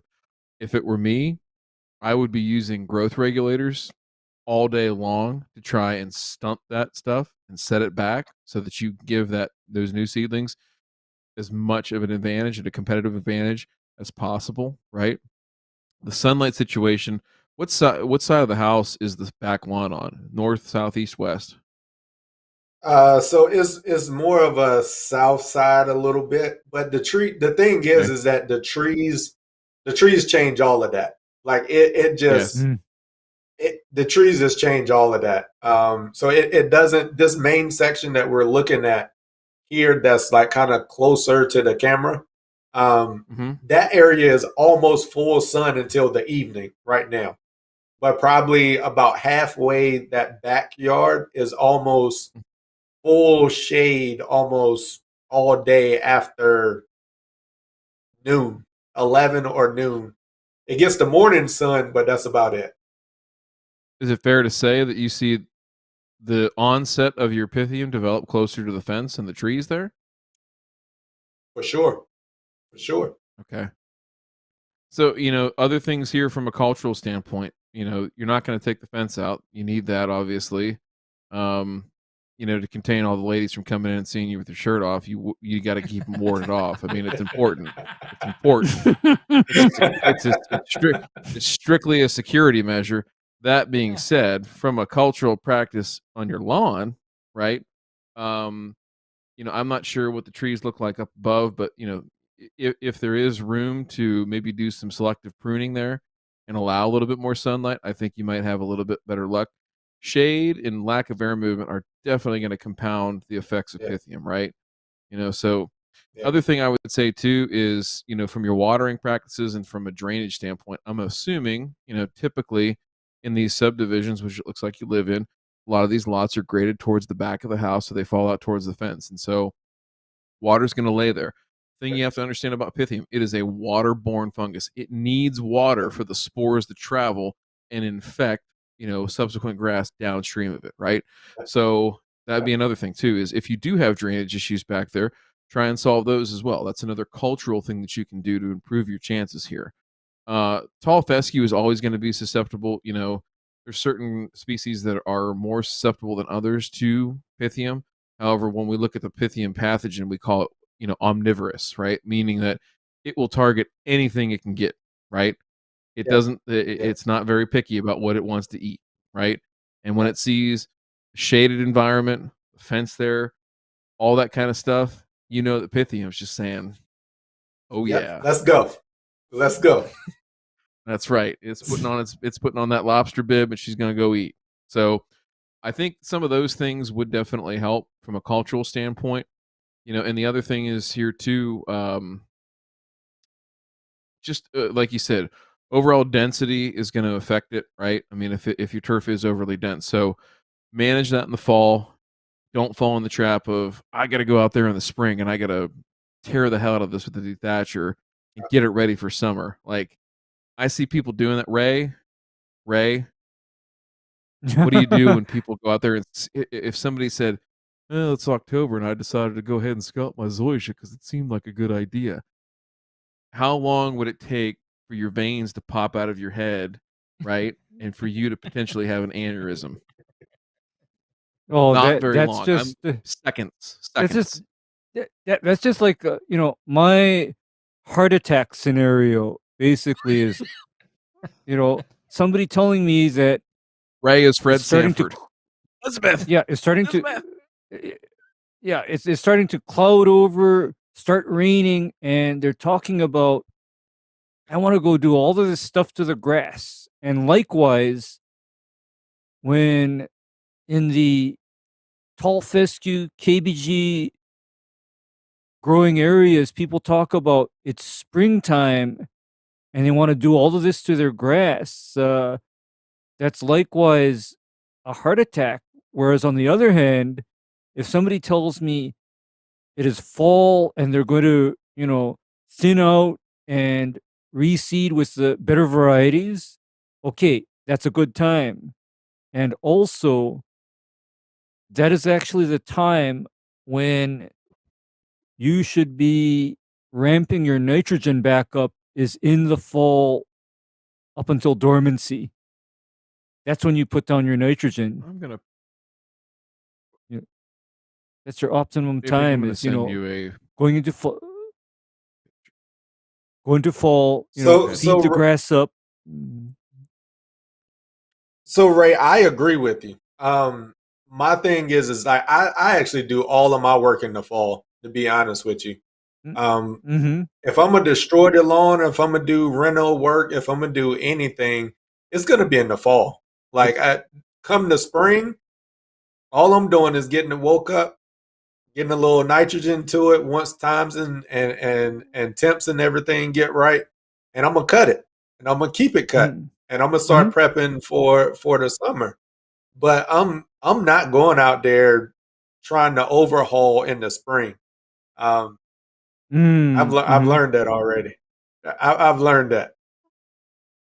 Right. oh, Right. in your area, And weather-wise, yeah, not good. not good. And it's just knowing your grass and knowing your area and where your seasons fall. That is just half the battle, I think, because I basically, like in my area, I tell people October till at least April is a do not touch the grass and be thankful it's even still alive. In my Yep. area. And And see, that's what I likewise, tell people. I tell people that too, through yeah. like the June through August period. Like that's what I'm Hmm. telling people. Like, you know what? Yeah. And enjoy your lawn up before then. If late June hits, July and August, just strap in, hold on. The best thing that you can put on it is some water. And everybody's like, well, Yes. I want to go throw this down. I want to go throw that down. And let me put some water on it. Like, that's what you can go put on it. If you want to put anything on it, and people look at me like, all I've really done through the whole summer is I Hmm. think my last heavy fert app was like late May. It was like late May was my Right. last good fert app. And Hmm. I think I went down close, probably about a half a pound, and that was Right. it. And then through the Right. Right. summer, I think come like July 4th, like right around July, I gave it maybe a quarter pound of liquid. And then I just gave Hmm. her a liquid app and just a little something to get it through the summer in case if I had a little disease pressure in there, might get it to grow out if it just wanted to have a little Yeah. bit of energy to get through the rest of the summer. And that was it. I haven't applied any granulars at all through the summer. I'm just strapped in, making sure my watering is right, and it got me in and got me through the season. And now temps are starting to go down. I'm gonna do my aerating and overseeding, and I'm gonna pound it and get it back up and growing, and we'll do it all over again. Yeah. I'm not sure there's an That is. episode of the show that I've ever fist pumped more. Ray, go ahead. Yeah.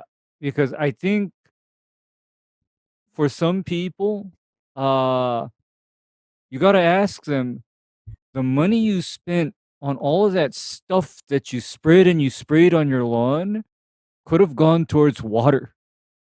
Because, okay, like I was talking to Jay Pink, before the show started, and I told him the same thing, is that right now my focus currently is making sure grass has the 101% irrigation system because it's not raining.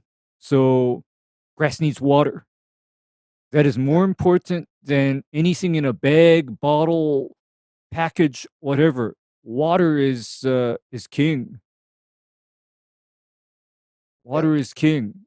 So, it's not about, for example, people ask, how do you get the grass so green? And you know what I tell them?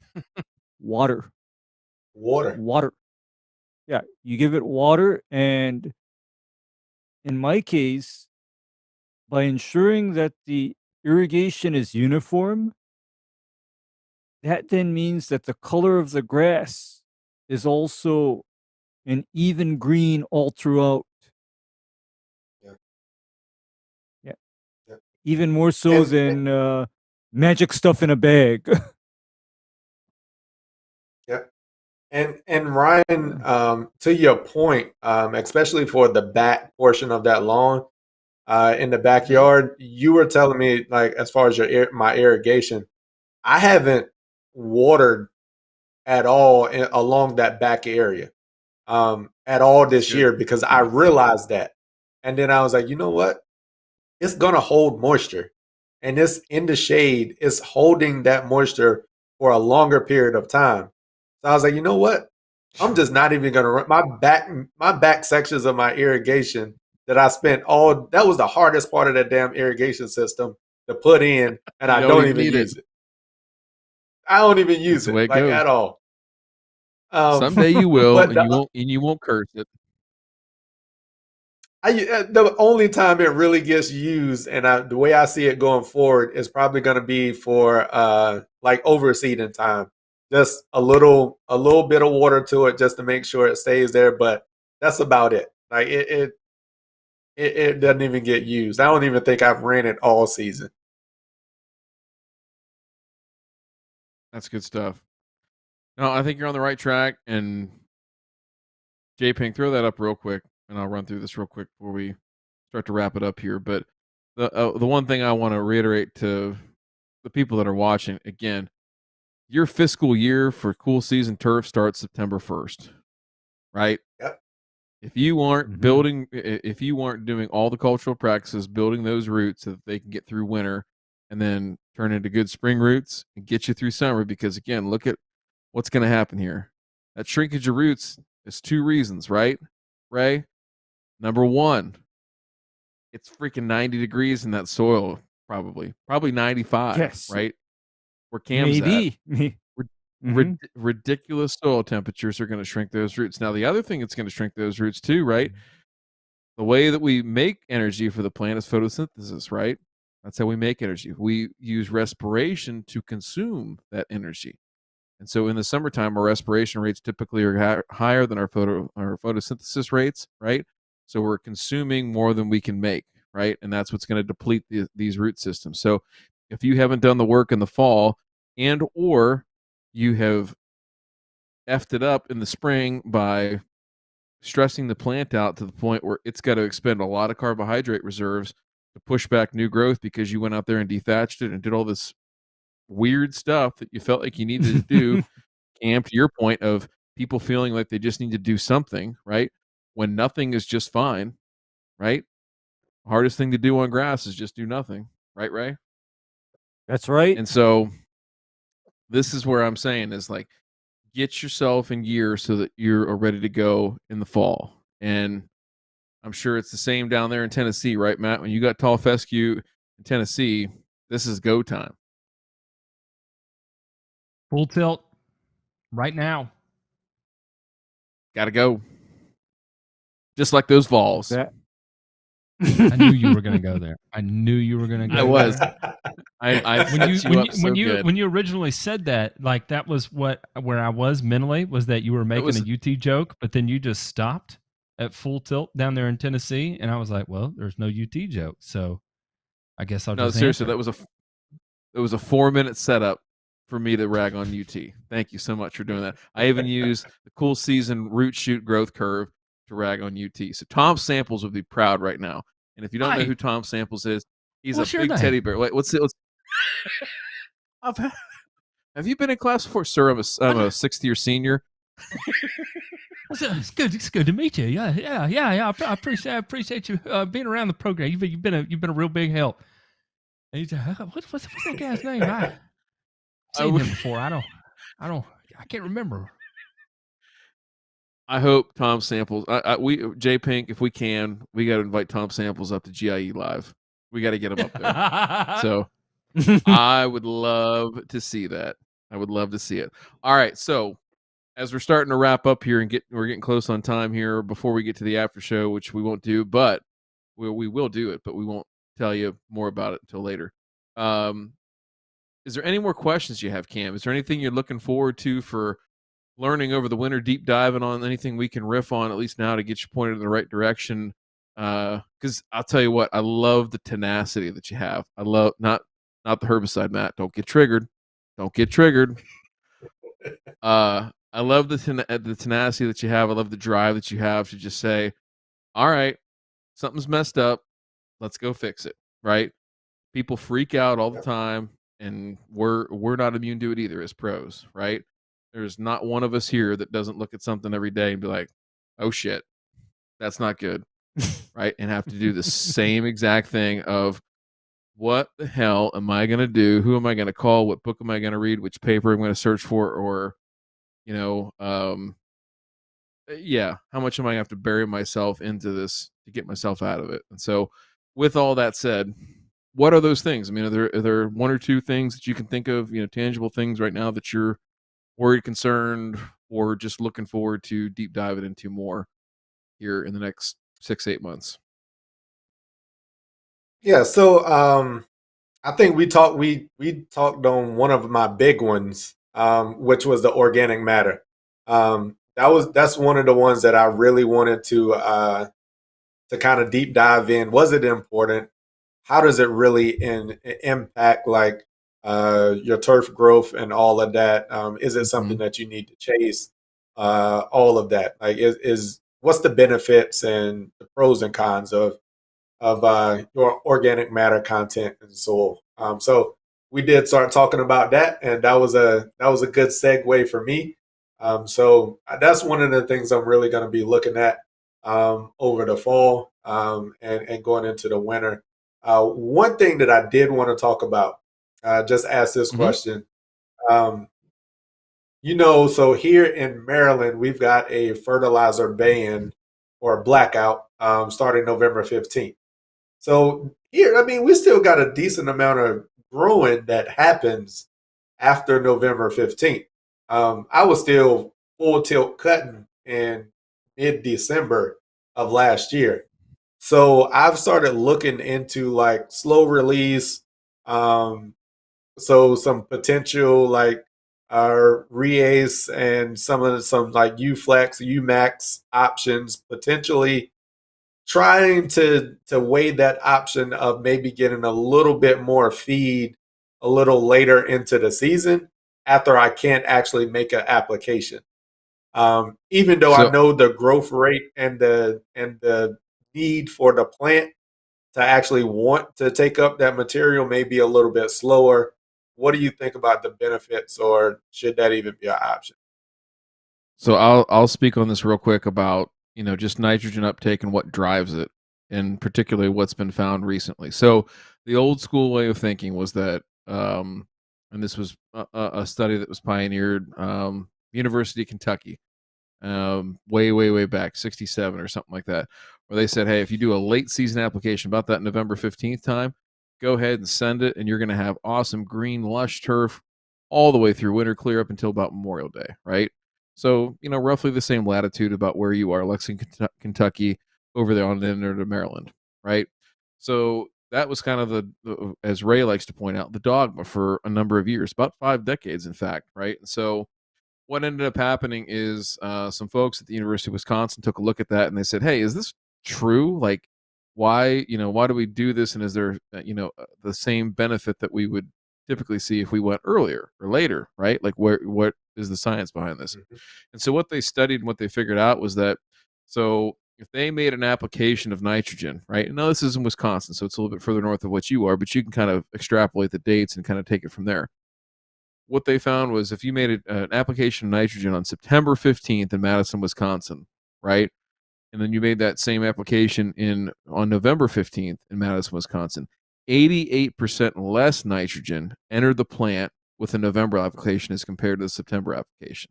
Now, why is that, right? What is the mechanism that makes that take place? Well, it's a process that's called mass flow. Mass flow is the process where nutrients diffuse across the membrane on the root, and with all the water that comes into the plant, right? So the water demand dictates what's coming into the plant, and with it comes nutrients, right? Exactly. So as we have shorter day lengths, we have more moisture in the soil because of fall rains and things like that. there's less demand for water. As that demand falls off, right, the amount of nitrogen that actually goes into the plant is reduced. So, that being said, those late season applications and some of the slow release applications that you can use, I think would be beneficial to a certain extent. It's just about picking the right source. Ray, why don't you tell real quick?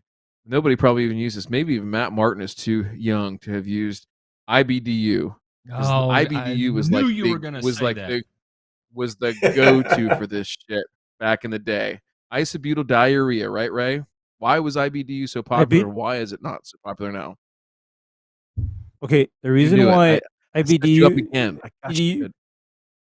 yeah, the reason why IBDU is not popular is because its release rate is literally glacial, meaning you throw down IBDU based fertilizer, you're not going to see the nitrogen from that released and totally released for at least 2 to 3 years.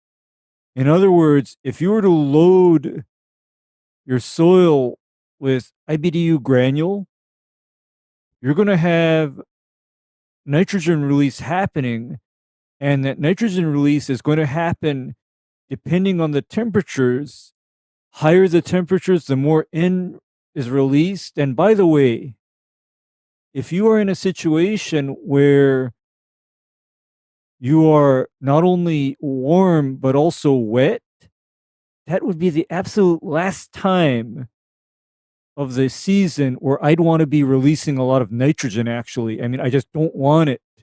And incidentally, that is where high organic matter soils tend to mineralize at a high rate and start releasing everything they have to the grass when the grass actually doesn't want it or need it, and you don't want it or need it because you're trying to keep your grass thin and short at that time to, mitigate disease.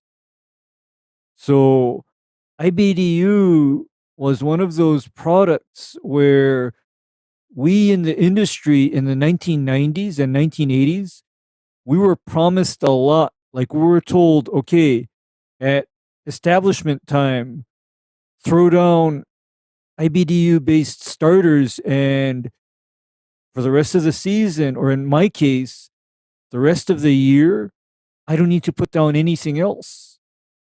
Or throw down one time a year heavy on established lawns, and you don't need to do anything else. You just ride that nitrogen release. But I don't know of anybody, and I mean anybody, that does that to turf anymore because of what I mentioned. There are some golf courses I know, they're not using IBDU, but they're using straight nitroform.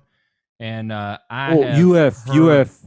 Yep, I've heard of those guys doing 2 and 3 pounds of N in a single pass for the season or every other year. Mm-hmm. Well, I still see nitroform or UF in fertilizers intended for trees and shrubs. Like, I'm familiar with the micronized UF. And by the way, that stuff is not fun to mix and keep into suspension. But the way that it was applied was you put that through a root feeding needle, right? Give the trees and shrubs a shot of that stuff. And you only need to do that once a year or every other year. And that's your nitrogen source, for the trees and shrubs. But okay, Matt, true or false? In another time, that same micronized UF was also applied to turf grass as a slow release nitrogen source. Saw it a lot. Okay, but that is the same thing as throwing down IBDU granule and trying to ride the nitrogen release out of that, slow release IBDU powder or UF powder. Because for me, like in my programs, I am almost no slow release other than a certain amount of UMAX. And the purpose of the UMAX is to get more out of my ammonium applications, more out of my urea applications, so that at the end of 3 or 4 weeks, the turf doesn't just fall down. The UMAX tends to hold the nitrogen response for another, 2 or 3 weeks, so that the grass still has color and I have time to put down that next application. But other than that, I don't generally ride, slow release products. I'm Yeah, I more think of a that's an spoon important feeder. thing. Yeah, I think that's the most important part here, Cam, is, just if you do a good job spoon feeding through the fall, there's going to be more than enough there, right, in the roots, in the plant, essentially, to do what you need to do, make it through. And sometimes you do have those weird winters where it's really warm and things like that. But again, just like I said at the top of this is a good opportunity to start modeling some of those clipping yields, right? And what you think you're getting there, and that's going to start telling you a story week over week, month over month, year over year, that you can then plan your nitrogen out even better, right? To know what wave you ride. Yeah. So, speaking of riding waves, Matt, tell us about that testosterone wave you're riding right now. I'm not going to get into too much of it right now because I've got a video coming out tomorrow where I'll kind of give everybody an update on that. It's kind of next chapter 2 where I go into more specifics where I met with my doctor. I have not started treatment yet, so I'm kind of taking this slow, step by step. But I do know that we have an extended mailbag, so we'll jump into that.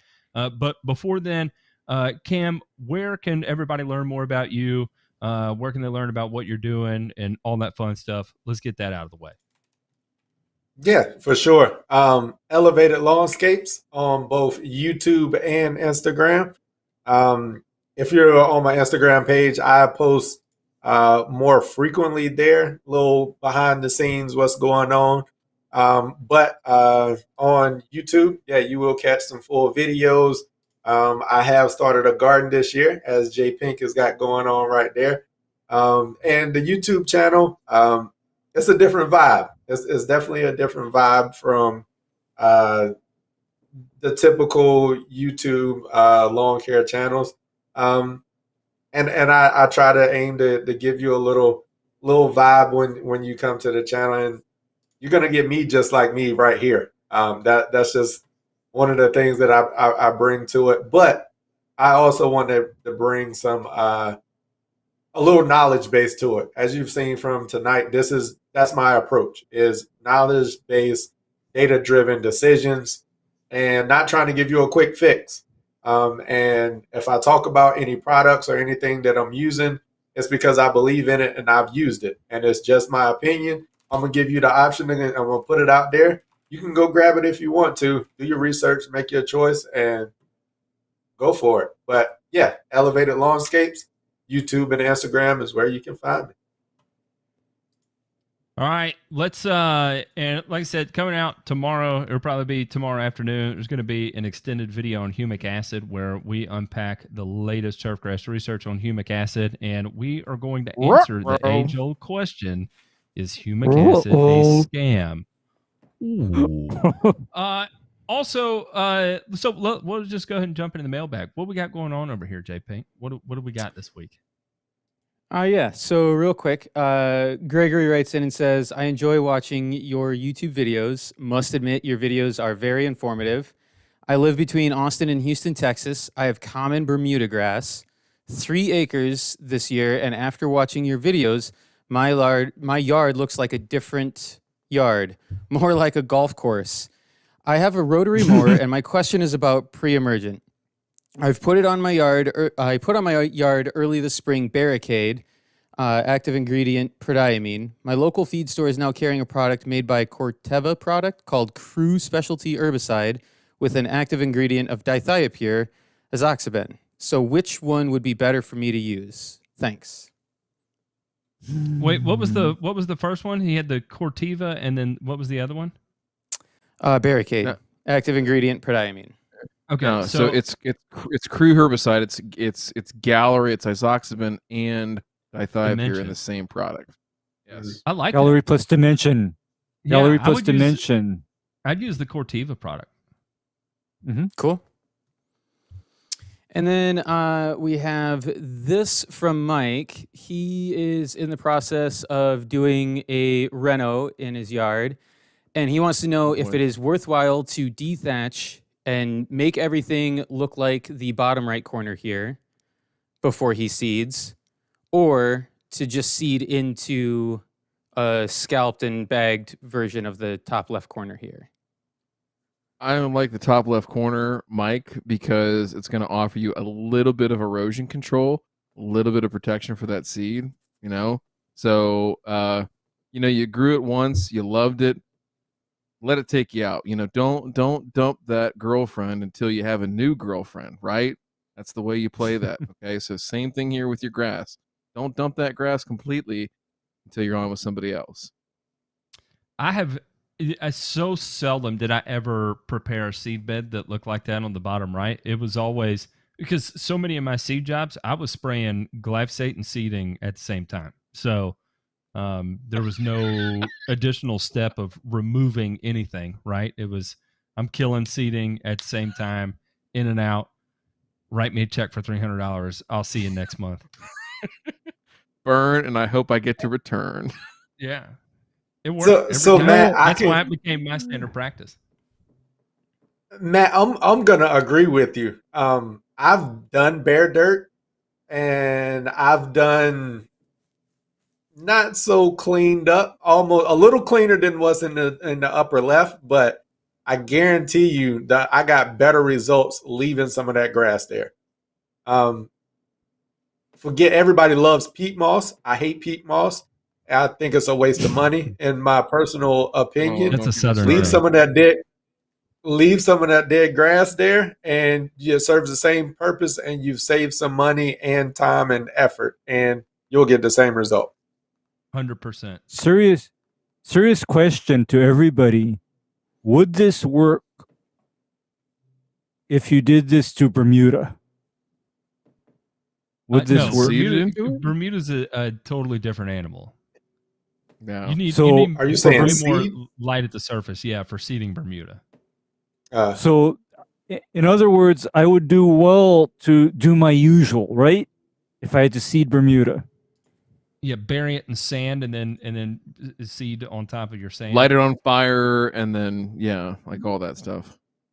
Yeah, light it on What was that, fire, Captain Planet? incinerate it. Earth, wind, fire, Yeah. water, air. I can't Mhm. remember. Yeah. And so then, because I was just looking at that and thinking that lower right-hand picture is basically my idea of a prep seed area is it's dirt and everything has been burnt off of it. See, Literally. even that for me would almost be too deep for Bermuda. Mm-hmm. Yeah. Yeah. I would argue that might be a little deep for Bermuda. I just pictured Ray in tights as Captain Planet, so I was spaced out there for a second. Sorry. What else we got, J-Paint? Anything? Yeah, so we have one more thing, and this is the extended one. And as some of you know, boy. this week is Ray's birthday. And so some of the members took it upon themselves hey. to record something and send it in. So we're going to go off tonight on some birthday wishes for Ray. So I will let this play. Row, row, row your boat gently down the stream. Don't let your loose skin and sagging balls kill your self-esteem. Happy birthday, Ray. Love you, buddy. You're the man. Happy birthday! Bless up, Green Dog. Happy birthday, man. Oh, See it. Respect. Hope you enjoy the rest of it. Yeah, Zine? Hey Ray, happy birthday. Hey Ray, hope your birthday is filled with 1 pound ribeyes and coconut shrimp girls. Happy birthday. Hey Ray, want to wish you a happy birthday and thank you for all that you've done for our community and for me personally helping me out with all the help that you've given me on my lawn. happy birthday. Happy birthday, Ray. And here's your birthday, so happy birthday, you filthy Hawaiian. Yo, Ray. Riley here. Just wanted to wish you a happy birthday. Thanks for keeping this group of lawn degenerates in check. Happy birthday, bud. Hey, Ray. It's Mark, a.k.a. Colonel Corn. My dog Sage and I would love to wish you a happy birthday. Have a great year. Hey, what's up, Ray? You can thank J Pink for coughing up my ridiculous Cameo booking fee, but I just want to take a minute to wish you a happy birthday from all your friends over at the Lawn Forum. You're definitely one of the members who make it the truly special place that it is, so I hope you have a fantastic birthday. Yeah. Happy birthday, Ray. You're responsible for that. Have a good one, man. Hey, Green Dog, it's Mike with Tifway. Just wanted to wish you a happy birthday and wanted to thank you for all that you do for us. Hey, Ray, happy birthday, man. Thanks for all the advice, brother. Remember, link in the description below. Happy birthday, Ray. The knowledge that you provide to our community is invaluable. Hope you had a wonderful day. Did you write this? Hey, Ray, just wanted to wish you a happy birthday. Thanks for all that you do. Hi Ray, feliz cumpleaños, happy birthday. Thank you, sir, for everything you do for us. I hope you have a nice fat steak ready for you to enjoy later, and perhaps even a CS girl. Have a good one. Hey Doc, thank you for being such a pillar of truth in a community full of grifters. Hope you have a great birthday full of coconut shrimp girls and warm tortillas. Ray, happy birthday, man. It's Brian Gilly. Man, I appreciate all your help. The lawn is looking great this year. Looks better every year. Wouldn't be there without you. You're invaluable. Thanks, man. Happy birthday. Happy birthday, Ray. Thanks for everything you do for the community. Ray, thank you for everything you do for all of us, and I wish you an energetic birthday.